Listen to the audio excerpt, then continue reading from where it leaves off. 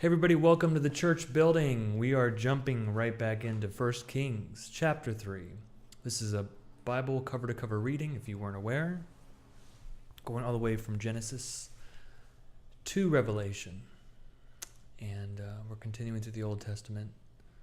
Chapter 3 of 1 Kings. Solomon made a marriage alliance with Pharaoh, king of Egypt. He took Pharaoh's daughter and brought her into the city of David until he had finished building his own house and the house of the Lord and the wall around Jerusalem. The people were sacrificing at the high places, however, because no house had yet been built for the name of the Lord. Solomon loved the Lord, walking in the statutes of his father David, only he sacrificed and offered incense at the high places. The king went to Gibeon to sacrifice there, for that was the principal high place. Solomon used to offer 1,000 burnt offerings on that altar. At Gibeon the Lord appeared to Solomon in a dream by night, and God said, "Ask what I should give you." And Solomon said, "You have shown great and steadfast love to your servant, my father David, because he walked before you in faithfulness, in righteousness, and in uprightness of heart toward you. And you have kept for him this great and steadfast love, and have given him a son to sit on his throne today. And now, O Lord my God, you have made your servant king in place of my father David.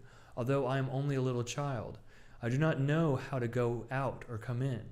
And your servant is in the midst of the people, whom you have chosen, a great people, so numerous they cannot be numbered or counted.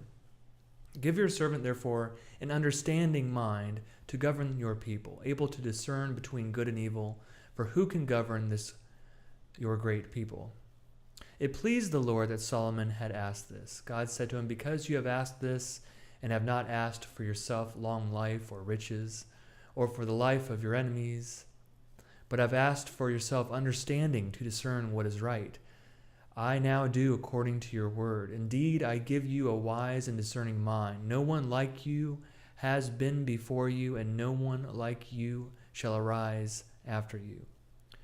I give you also what you have not asked, both riches and honor all your life. No other king shall compare with you. If you will walk in my ways, keeping my statutes and my commandments, as your father David walked, then I will lengthen your life." Then Solomon awoke. It had been a dream. He came to Jerusalem, where he stood before the ark of the covenant of the Lord. He offered up burnt offerings and offerings of well-being, and provided a feast for all his servants. Verse 16. Later, 2 women who were prostitutes came to the king and stood before him. The one woman said, "Please, my lord, this woman and I live in the same house, and I gave birth while she was in the house. Then on the 3rd day after I gave birth, this woman also gave birth. We were together. There was no one else with us in the house. Only the 2 of us were in the house." Let me backtrack a little bit. How did these people show up? These 2 women? Later, 2 women came to the king. Just came to the king, stood before him. All right. Verse 19. Then this woman's son died in the night because she lay on him. She got up in the middle of the night and took my son from beside me while your servant slept. She laid him at her breast and laid her dead son at my breast. When I rose in the morning to nurse my son, I saw that he was dead, but when I looked at him closely in the morning, clearly it was not the son I had born. But the other woman said, "No, the living son is mine and the dead son is yours." The first said, "No, the dead son is yours and the living son is mine." So they argued before the king. Then the king said, "The one who says, 'This is my son that is alive, and your son is dead,' while the other says, 'Not so, your son is dead, and my son is the living one,'" the king said, "Bring me a sword." And they brought a sword before the king. The king said, "Divide the living boy in 2, then give half to one and half to the other." But the woman whose son was alive said to the king, because compassion for her son burned within her, "Please, my lord, give her the living boy. Certainly do not kill him." The other said, "It shall be neither mine nor yours. Divide it." Then the king responded, "Give the first woman the living boy and do not kill him. She is the mother." All Israel heard of the judgment that the king had rendered, and they stood in awe of the king, because they perceived that the wisdom of God was in him to execute justice. Chapter 4. King Solomon was king over all Israel, and these were his high officials. Azariah, son of Zadok, was the priest. Elihoreph, and Ahijah, sons of Shisha, were secretaries. Jehoshaphat, son of Ahilud, was recorder. Benaiah, son of Jehoiada, was in command of the army. Zadok and Abiathar were priests. Azariah, son of Nathan, was over the officials. Zabud, son of Nathan, was priest and king's friend. Ahishar was in charge of the palace, and Adoniram, son of Abda, was in charge of the forced labor. Solomon had 12 officials over all Israel who provided food for the king and his household. Each one had to make provision for the 1 month in the year. These were their names: Ben-Hur in the hill country of Ephraim, Ben-Decker in Makaz, Shalbim, Beth-Shemesh, and Elon Beth-Hanan, Ben-Hesed in Araboth. To him belonged Soka and all the land of Hepher. Ben-Abinadab in all Naphthathor. He had Tapath, Solomon's daughter, as his wife. Baana, son of Ahilud, in Tanakh, Megiddo, and all Bethshean, which is beside Zarathan, below Jezreel, and from Bethshean to Abel Maholah, as far as the other side of Jokmeam. Ben-Geber in Ramoth Gilead, he had the villages of Jair, son of Manasseh, who are in Gilead, and he had the region of Argob, which is in Bashan, 60 great cities with walls and bronze bars. Ahinadab, son of Edo, in Mahanaim. Ahimaaz in Naphtali, he had taken Basemath, Solomon's daughter, as his wife. Baana, son of Hoshea, in Asher and Beloth. Jehoshaphat, son of Peruah, in Issachar. Shimi, son of Elah, in Benjamin. Geber, son of Uri, in the land of Gilead, the country of King Sihon of the Amorites and of King Og of Bashan. And there was one official in the land of Judah. Verse 20. Judah and Israel were as numerous as the sand by the sea. They ate and drank and were happy. Finally, Solomon was sovereign over all the kingdoms from the Euphrates to the land of the Philistines, even to the border of Egypt. They brought tribute and served Solomon all the days of his life. Solomon's provision for 1 day was 30 cores of choice flour and 60 cores of meal, 10 fat oxen, and 20 pasture-fed cattle, 100 sheep, besides deer, gazelles, roebucks, and fatted fowl. For he had dominion over all the region west of the Euphrates, from Tiphsah to Gaza, over all the kings west of the Euphrates, and he had peace on all sides. During Solomon's lifetime, Judah and Israel lived in safety, from Dan even to Beersheba, all of them under the vines and fig trees. Solomon also had 40,000 stalls of horses for his chariots and 12,000 horsemen. Those officials supplied provisions for King Solomon, and for all who came to King Solomon's table, each one in his month. They let nothing be lacking. They also brought to the required place barley and straw for the horses and swift steeds, each according to his charge. God gave Solomon very great wisdom, discernment, and breadth of understanding as vast as the sand on the seashore, so that Solomon's wisdom surpassed the wisdom of all the people of the east and all the wisdom of Egypt. He was wiser than anyone else, wiser than Ethan the Ezrahite, the He-Man, Calcol. Sorry, it wasn't and He-Man, Calcol, and Darda, children of Mahal. His fame spread throughout all the surrounding nations. He composed 3,000 proverbs, and his songs numbered 1,005. He would speak of trees, from the cedar that is in Lebanon to the hyssop that grows in the wall. He would speak of animals and birds and reptiles and fish. People came from all the nations to hear the wisdom of Solomon. They came from all the kings of the earth who had heard of his wisdom. Chapter 5.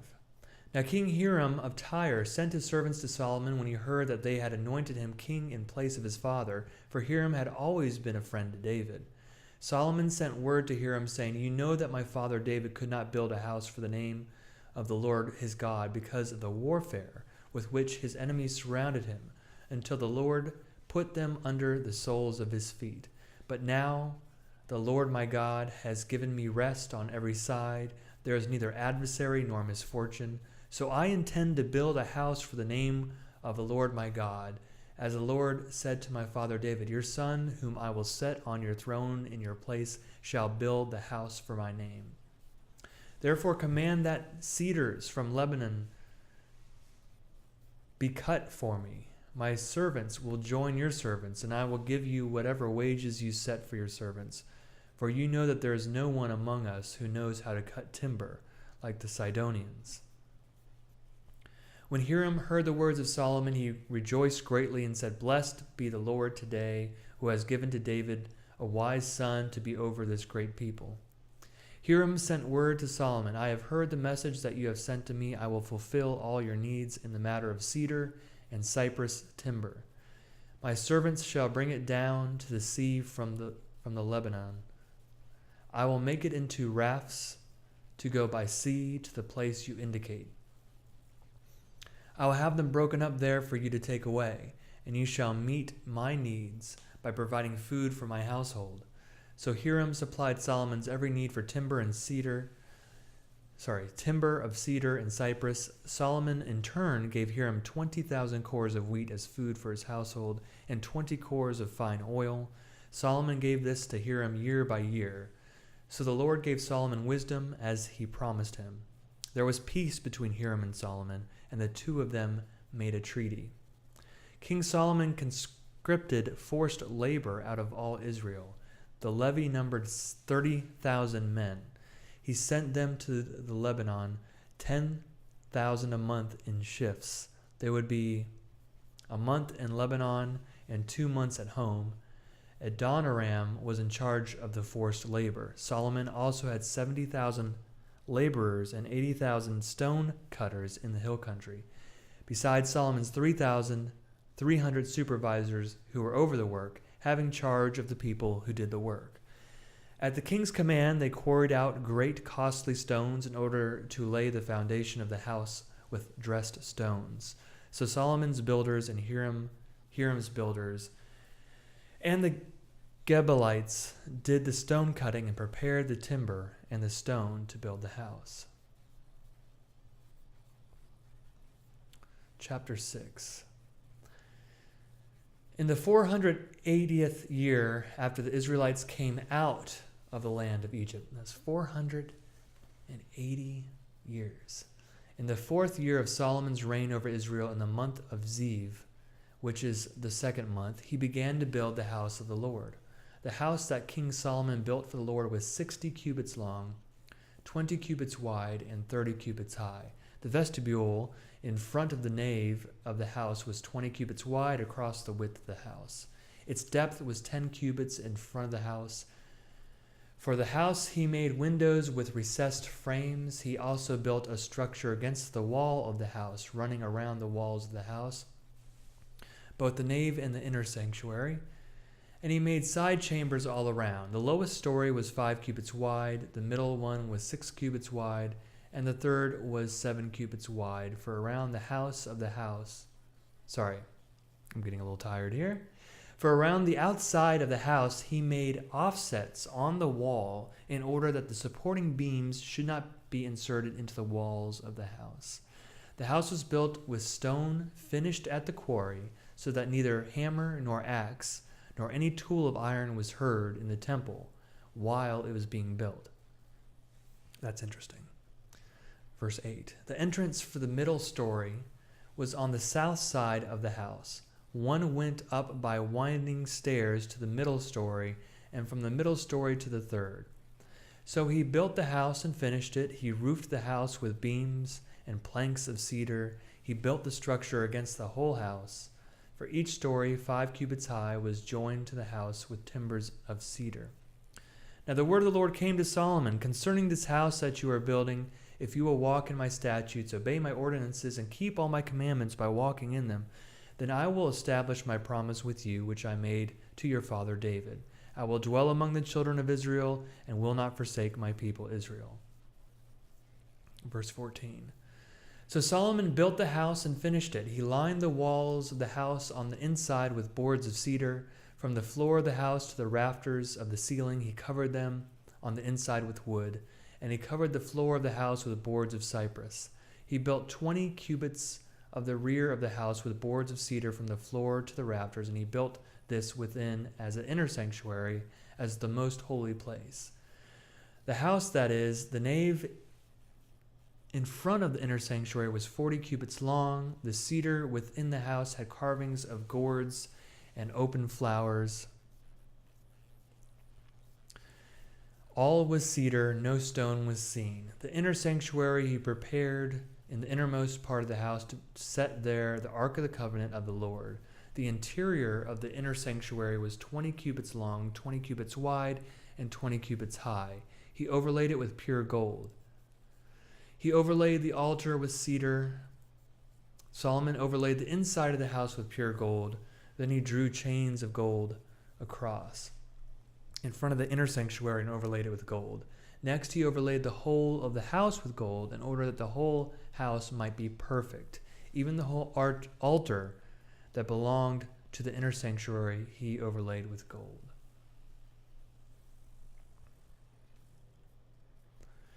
Verse 23, in the inner sanctuary he made 2 cherubim of olive wood, each 10 cubits high. Those are some big cherubim. 5 cubits was the length of one wing of the cherub, and 5 cubits was the length of the other wing of the cherub. It was 10 cubits from the tip of one wing to the tip of the other. The other cherub also measured 10 cubits. Both cherubim had the same measure and the same form. The height of one cherub was 10 cubits, and so was that of the other cherub. He put the cherubim in the innermost part of the house. The wings of the cherubim were spread out so that a wing was one was touching the one wall, and the wing of the other cherub was touching the other wall. Their other wings toward the center of the house were touching wing to wing.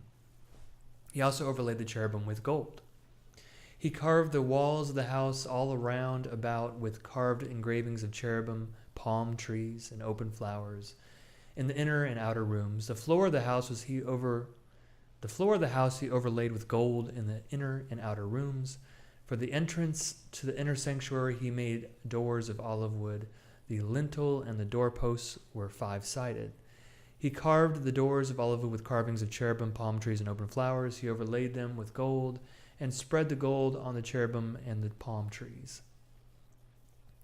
So also he made for the entrance to the nave doorposts of olive wood, 4-sided each, and 2 doors of cypress wood, and the 2 leaves of the one door were folding, and the 2 leaves of the other door were folding. He carved cherubim, palm trees, and open flowers, overlaying them with gold evenly applied upon the carved work. He built the inner court with 3 courses of dressed stone to 1 course of cedar beams. In the 4th year, the foundation of the house of the Lord was laid in the month of Ziv. In the 11th year, in the month of Bul, which is the 8th month, the house was finished in all its parts. And according to all its specifications, he was 7 years in building it. A lot of detail there. I'm going to stop there for today. I'm finding this kind of interesting. It's almost like the way that things were supposed to be in the promised land. Things are going well. They're building this masterpiece of a temple. They're not killing each other and doing weird things. Something tells me this won't last. But kudos to Solomon. He seems like he's doing a good job. Thanks for reading along today. I hope you're doing well, and I will see you next time.